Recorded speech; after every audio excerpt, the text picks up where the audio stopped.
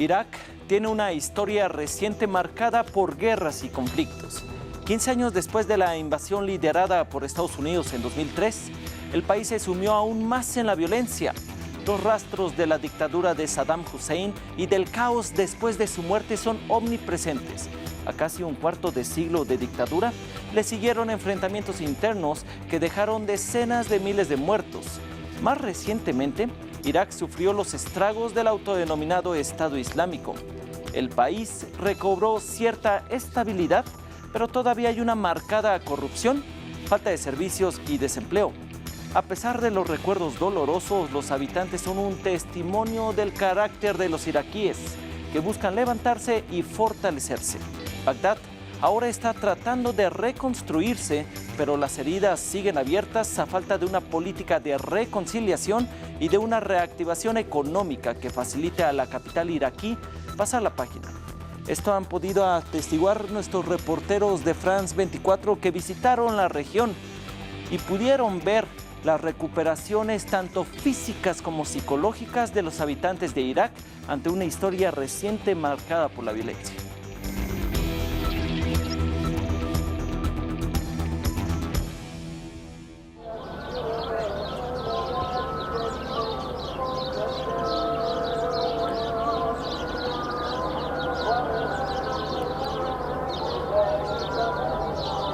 Una asociación de artistas plásticos de Irak prepara un evento especial.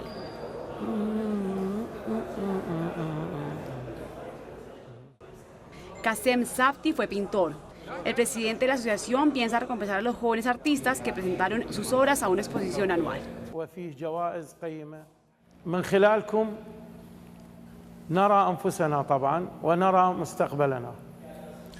Nos identificamos con ustedes los jóvenes, son nuestro futuro. Nuestros grandes maestros nos apoyaron con todo el cariño y ahora intentamos hacer lo mismo con ustedes. La preparación de un evento de esta magnitud no es fácil. El Estado no presta ningún tipo de apoyo económico al arte. Se trata de una actividad haram, es decir, que está prohibida por el Islam, según algunos líderes políticos y religiosos que llegaron al poder después de la invasión estadounidense del 2003. A pesar de cierta estabilidad desde la derrota oficial de la Organización del Estado Islámico el año pasado, sigue reinando la incertidumbre en el ámbito político.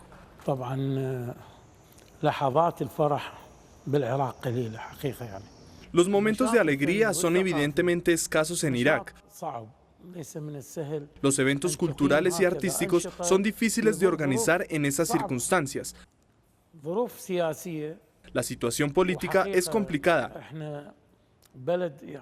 Y como ustedes saben, hay milicias por todas partes. Sin embargo, la asociación recibió una cantidad récord de candidaturas para la exposición de este año. Imagínense que el doble de las obras que ven aquí hoy ha sido rechazada, sencillamente porque no caben en este hall. Incluso me parece que se presentan demasiadas obras. Nur Aved Ali es una de las artistas que recibió un premio durante el evento. A los 33 años de edad se construyó a ella misma durante los años más mortíferos del Irak contemporáneo, pero se niega a que el pasado defina su arte y su futuro. Me aburre que me hablan de miseria y de tristeza.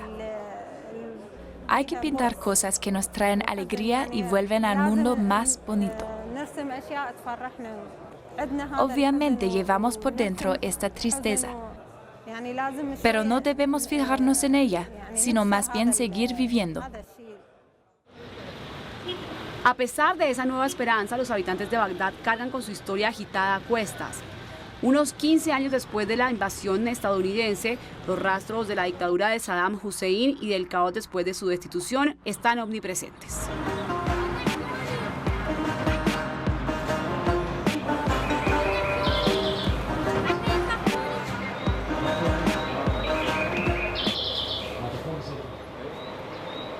Qasem se acuerda con precisión de la debacle en la que quedó sumida la ciudad después de la caída de Saddam Hussein. Aprovechando la falta de autoridad, los ladrones saquearon algunas de las instituciones más valiosas de Irak. Durante el primer periodo de la ocupación estadounidense, hubo un incendio en la Academia de Bellas Artes. Ocurrió cerca a mi casa y de esta galería. Qasem trató de salvar parte de los tesoros que albergaba la Biblioteca de Historia de las Artes. Vi el libro sobre paisajes rusos y quise sacarlo del fuego como fuera. En aquel entonces era un estudiante y solía usarlo como modelo para algunas pinturas. De hecho, cuando ya era profesor, le pedí a mis estudiantes que lo usaran. Solo pudo salvar del incendio la tapa del libro, pero la destrucción llevó a la inspiración. Qasem es famoso por haber usado lo que quedaba del libro para crear obras que fueron exhibidas en el mundo entero. Le di una nueva función a los libros destruidos durante la guerra después de la llegada de los estadounidenses. En aquel momento se quemaron todas las librerías. Ahora tenemos la posibilidad de darles una segunda vida a los libros. Es una oportunidad histórica. Algunos se aprovecharon de la invasión estadounidense, pero el conflicto interno comunitario que siguió traumatizó a la sociedad entera.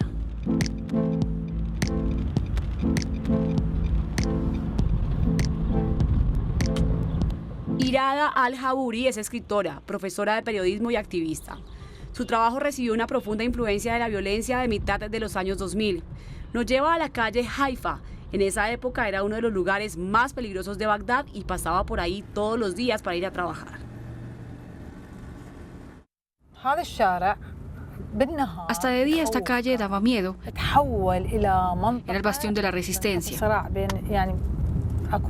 es decir, de los grupos armados que cometían ataques contra los estadounidenses.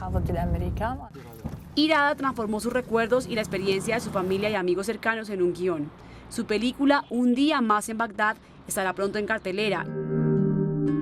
Every night there's a curfew, and every dawn it lifts. Y muestra las dificultades que los iraquíes enfrentaban cuando tenían que seguir con su vida cotidiana a pesar de la violencia omnipresente. En Un día más en Bagdad no se habla de la guerra ni tampoco de esta calle, sino de los conflictos internos de los personajes, de su historia, de sus magníficas historias, es decir, de sus historias personales y de sus sufrimientos. Son pocos los iraquíes que no perdieron a alguien cercano durante los años de caos. Fuad al-Kinani vivía en la calle Haifa en los años 90. Se fue durante un año en el 2006, después de que murieron 2 de sus parientes. ¿Cuáles son tus recuerdos de este sitio? Son dolorosos. ¿Por qué? Por ejemplo, cuando uno se iba al trabajo por la mañana tenía que atravesar algunas partes donde yacían muchos cuerpos. A mi primo se lo llevaron en esa calle y lo mataron. No sabemos dónde arrojaron su cadáver. Mi hermano era el embajador en Canadá y a él también lo secuestraron aquí. No sabemos qué fue de él. La guerra civil de los años 2000 tan solo es uno de los numerosos episodios de violencia que marcaron para siempre al pueblo iraquí. En los años 80, la guerra entre Irak e Irán le costó la vida a cientos de miles de iraquíes. Más recientemente, el país sufrió los estragos de la guerra contra la organización del Estado Islámico. Siempre hay una razón para causarle la muerte a los iraquíes. Mueren a causa de las guerras, a causa de los bloqueos, a causa de los bombardeos de la coalición internacional, a causa de la ocupación, a causa del comunitarismo, a causa de los accidentes o a causa de la corrupción. Los iraquíes mueren todo el tiempo. Nunca tuvimos realmente la oportunidad de sanar nuestras heridas para escribir una nueva página. Al día siguiente, Irada nos lleva con uno de sus estudiantes a otro sector de Bagdad. Aquí también se derramó mucha sangre. Karrada es un sector de clase media de mayoría chiita. Durante los 4 años de dominio de la organización Estado Islámico en el noreste del país, Karrada era a menudo escenario de ataques suicidas. Explotaron muchos carros en este sector y mataron a mucha gente cerca del mercado. Desde que hubiera una multitud, había una explosión. Incluso acá, en este mismo lugar, una explosión. Nos encontramos en Abu Sara, un bar muy recurrido donde el Estado Islámico cometió un atentado en abril de 2014. Ese día murió mucha gente, entre ellos el hermano del dueño del bar. A pesar de ese ataque coordinado por extremistas sunitas, los habitantes de Karrada, en su mayoría chiitas, se niegan a caer en el sectarismo. Para mí este sitio representa la diversidad de Irak. A pesar de las circunstancias, no cambió. Sigue habiendo una gran diversidad y usted puede encontrarse con musulmanes chiitas, sunitas, cristianos, a pesar de que la mayoría sea chiita. Frente a esta ola de violencia y sin futuro, algunos habitantes de Karrada decidieron irse. En 2015, Hassan partió para Finlandia después de graduarse de la universidad.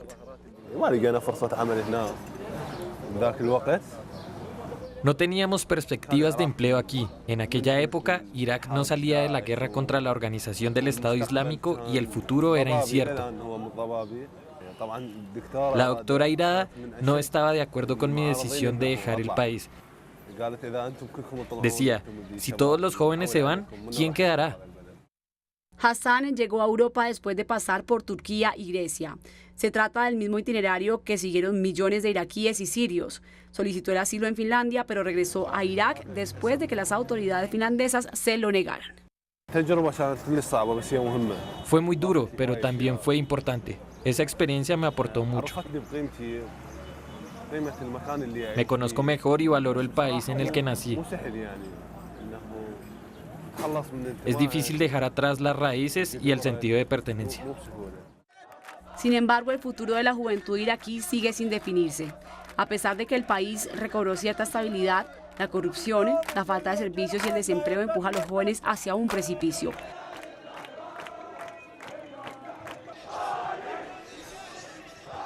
Hassan es uno de los miles que se manifestaron en contra del gobierno este año.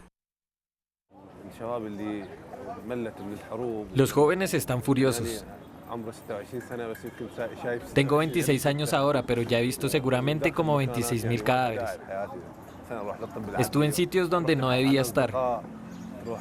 Fui a la morgue para identificar a mis amigos fallecidos y me detuvieron por mis actividades periodísticas.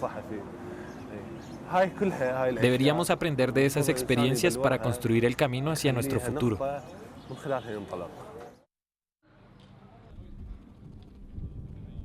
La guerra contra la organización Estado Islámico le costó la vida a decenas de miles de iraquíes. Parte del país quedó en ruinas. Las heridas físicas y psicológicas que dejó el conflicto apenas empiezan a sanar. Ali Abed Yasser es militar. Cuando combatía al grupo terrorista, perdió sus 2 piernas y con ellas su futuro. No tengo futuro. Mi futuro fue destruido. Soy un ciudadano sin patria. Soy iraquí. Liberé a Irak. Luché por Irak, pero no tengo nada en Irak. Ali se unió al ejército en 2014 después de que Mosul, la segunda ciudad más grande de Irak, cayera en manos de la organización Estado Islámico. En 2015, un kamikaze atacó su unidad. Se lesionó en la columna vertebral, así como en la mano y las piernas. 3 años después, el gobierno todavía no ha hecho nada para ayudarlo a recuperarse. Este veterano de guerra de 33 años sigue esperando las prótesis para sus piernas. Peleamos por liberar el país. El gobierno estaba a salvo en una zona de alta seguridad de Bagdad, mientras nosotros dormíamos sobre unas cobijas en las trincheras. Combatíamos al Estado Islámico y liberamos a Irak, pero no recibimos nada del gobierno. Los hospitales públicos no prestan los cuidados adecuados. Ali no tiene otra opción que ir a clínicas privadas costosas. Al otro día lo acompañamos a donde un cirujano ortopedista. Lo lleva a su amigo Halal. Ali no cuenta con la ayuda de ningún conductor y depende completamente del apoyo de su vecino.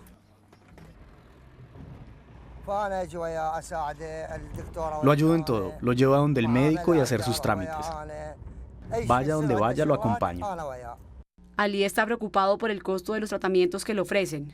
Los honorarios del médico son muy altos, no los puedo costear. El simple hecho de acceder al consultorio es una hazaña imposible sin ayuda de Halal. Después de examinar durante algunos minutos a Ali, el médico le reprocha no haberse presentado antes. Pide nuevos exámenes, pero ¿quién pagará la factura de la consulta y las futuras prótesis de Ali? Nadie lo sabe.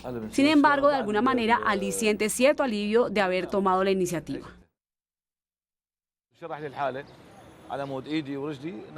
El médico me explicó mi situación y ahora me siento más libre psicológicamente. Me van a hacer seguimiento para que los nervios de mi mano, de mis piernas mejoren.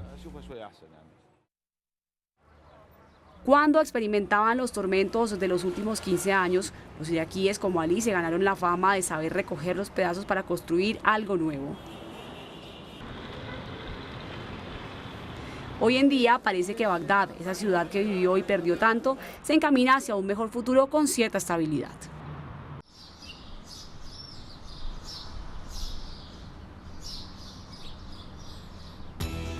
Hasta aquí el boleto de vuelta de esta semana. Si desea ver nuevamente este reportaje, lo invitamos a visitar france24.com.